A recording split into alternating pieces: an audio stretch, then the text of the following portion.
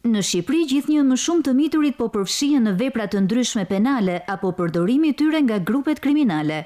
Kriminologja dhe psikologja Winifreda Gazulli na shpjegon se cilat janë arsyet e përfshirjes në krim të miturit dhe si e mbron ligji atë. I mituri aktualisht përfshihet në situata të cilat e çojnë në konflikte me ligjin për disa arsye, të cilat janë sociale, janë ekonomike, janë dhe zhvillimore.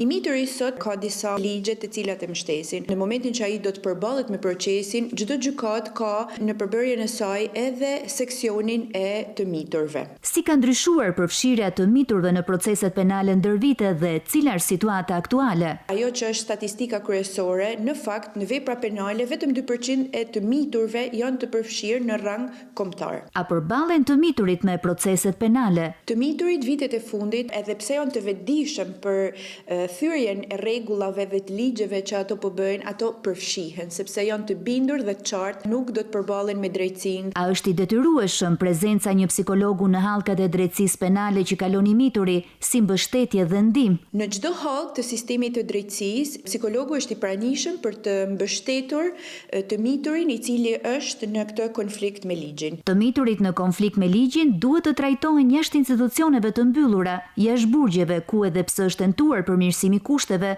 nuk arrihet të jepet rehabilitimi i duhur dhe t'i ofrohet drejtësi miqësore.